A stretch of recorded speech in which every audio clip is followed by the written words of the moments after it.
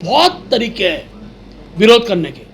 उपवास हो सकता है, धरना हो सकता है, गिरफ्तारियां हो सकती हैं, लेकिन देवभूमि के अंदर मुंडन करके मातृशक्ति का अपमान करने का काम भी कांग्रेस के लोगों ने किया है। किसी का मुंडन सस्ती लोकप्रियता है, वो भी उस मुद्दे पे जिसमें आपका पूरा प्रदेश हिल गया। एक बेटी घर से निकली, 18 दिन बाद उसकी हत्या हो गई। उसकी हत्या में जो सबसे पहला काम बीजेपी के जो क्षेत्रीय विधायक रेणु बिस्जी, उन्होंने रात को, और मुख्यमंत्री जी ने रात को बुलडोजर चलाने का काम किया। तो सस्ती, और उसके बाद उन्होंने उसमें वाहवाही लूटने का जो काम किया, उसको सस्ती लोकप्रियता बोलते हैं। उमा भारती जी के लिए निंदा प्रस्ताव पारित और उसके बाद जो है हमारी महिलाओं ने जो मुंडन करवाया है उस पर टिप्पणी, पहली बात। दूसरी बात यह है कि महिलाओं की अस्मिता की रक्षा का सवाल, और अंकिता महिलाओं के अस्मिता और महिला सम्मान के लिए बलिदान हो, और ये सरकार अंकिता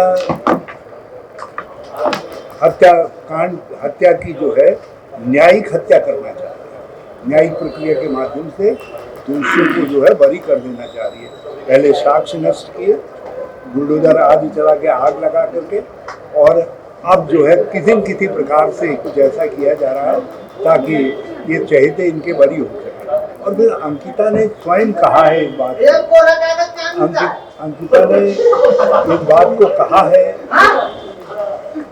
कि एक वीआईपी, तो आखिर वो वीआईपी कौन है, क्यों है देहरादून और दिल्ली उस पर मौन?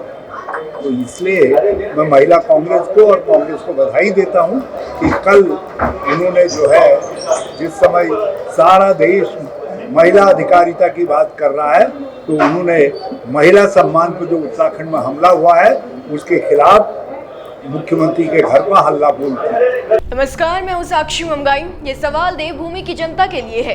आपकी नजर में मातृशक्ति का अपमान कब होता है? जब बेटी को इंसाफ दिलाने के लिए मां रो रो कर गुहार लगाती है, या जब महिलाएं न्याय के लिए अपने तरीके से आवाज उठाती हैं? क्या लगता है आपको कि सनातन का तिरस्कार किस चीज में है? बेटी के साथ घटे जघन्य अपराध पर आंखें बंद कर देने में, या दो महिलाओं द्वारा अपना सिर मुंडवा लेने में? क्या कहती है समझ आपकी कि नारीत्व की भावना का निरादर कहां पर हुआ? जहां अंकिता को न्याय दिलाने के लिए नारी के हौसले अड़ गए, या फिर जहां प्रदेश के प्रतिष्ठित 1 साल के लिए प्रतिमा बन गए? थक गया प्रदेश पूछते पूछते कि वीआईपी का नाम बताओ, वीआईपी का नाम बताओ। थक गई जनता कहते कहते कि दोषियों को उचित सजा दिलवाओ, दोषियों को उचित सजा दिलवाओ। पर अफसोस कि तब सियासत इतनी नहीं डोली जितनी तब बोली जब कांग्रेस कार्यकर्ताओं ने सिर मुंडवा लिया। ये रिपोर्ट देखिए और मामले को समझिए।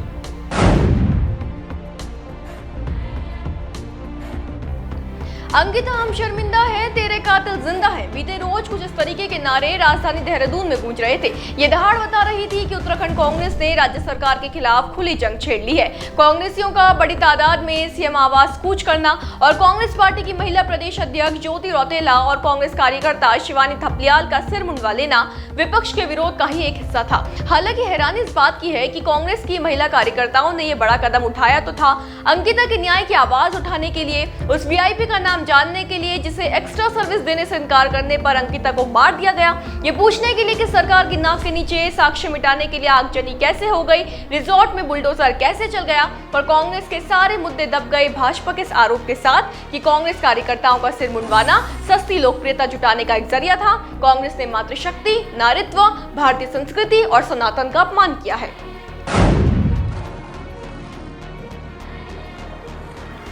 बताएं कि कांग्रेस द्वारा निकाले गए जुलूस के तुरंत बाद भाजपा की प्रतिक्रियाएं आनी शुरू हो गई। सबसे पहले भाजपा महिला मोर्चा की प्रदेश अध्यक्ष आशा नौटियाल ने विपक्ष पर हमला बोला। आशा नौटियाल ने एक प्रेस विज्ञप्ति जारी करते हुए कहा कि कांग्रेस पार्टी के महिला कार्यकर्ताओं ने सस्ती लोकप्रियता के लिए सिर मुंडवाने जैसा कृत्य किया जो भारतीय सभ्यता, संस्कृति और नारीत्व की भावना के खिलाफ है।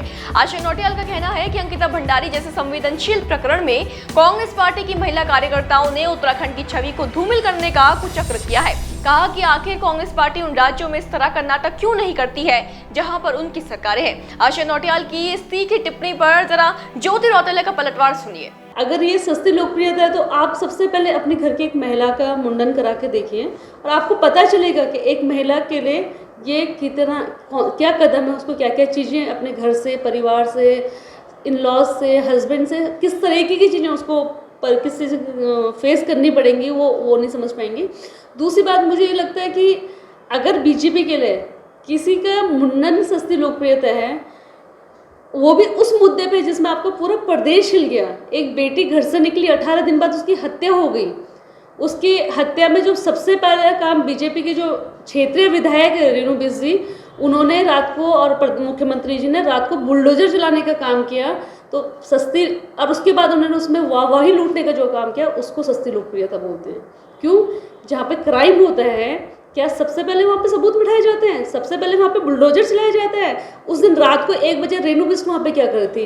तो आशा नौटियाल का जवाब देते हुए ज्योति रौतेला ने न केवल यमकेश्वर विधायक रेणु बिष्ट को घेरा, बल्कि सीएम को भी निशाना बनाया।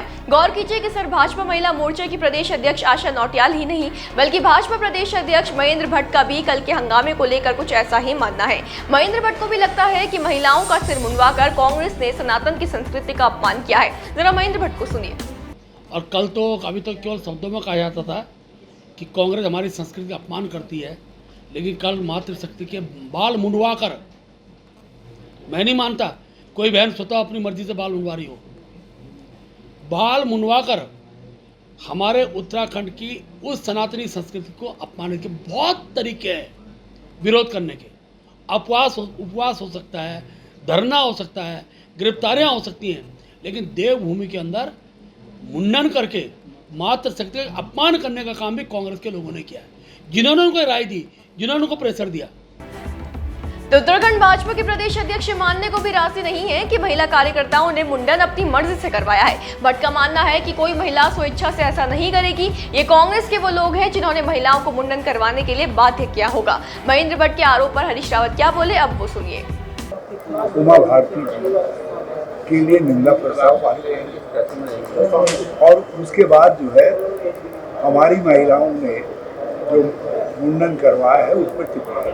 पहली बात। दूसरी बात यह है कि महिलाओं की अस्मिता की रक्षा का सवाल, और अंकिता महिलाओं के अस्मिता और महिला सम्मान के लिए बलिदान हो, और ये सरकार अंकिता हत्या की जो है न्यायिक हत्या करना चाह रही है। न्यायिक प्रक्रिया के माध्यम से दोषियों को जो है बरी कर देना चाह रही है। पहले साक्ष्य नष्ट किए, बुलडोजर आदि चला के आग लगा करके, और अब जो है किसी प्रकार से कुछ ऐसा किया जा रहा है ताकि ये चहेते इनके बरी हो सके। और फिर अंकिता ने स्वयं कहा है एक बात, अंकिता ने एक बात को कहा है कि एक वीआईपी, तो आखिर वो वीआईपी कौन है, क्यों है देहरादून और दिल्ली उस पर मौन? तो इसलिए मैं महिला कांग्रेस को और कांग्रेस को बधाई देता हूं कि कल उन्होंने जो है, जिस समय सारा देश महिला अधिकारिता की बात कर रहा है, तो उन्होंने महिला सम्मान पर जो उत्तराखंड में हमला हुआ है उसके खिलाफ मुख्यमंत्री के घर पर हल्ला बोल दिया। तो पूर्व विदेश मंत्री और भारतीय जनता पार्टी के कद्दावर नेता स्वर्गीय सुषमा स्वराज की मुंडन करवाने की धमकी को याद दिलाते हुए पूर्व सीएम हरीश रावत ने न केवल महेंद्र भट्ट को जवाब दिया है, बल्कि साथ ही कांग्रेस की महिला कार्यकर्ताओं की पीठ भी थपथपाई है।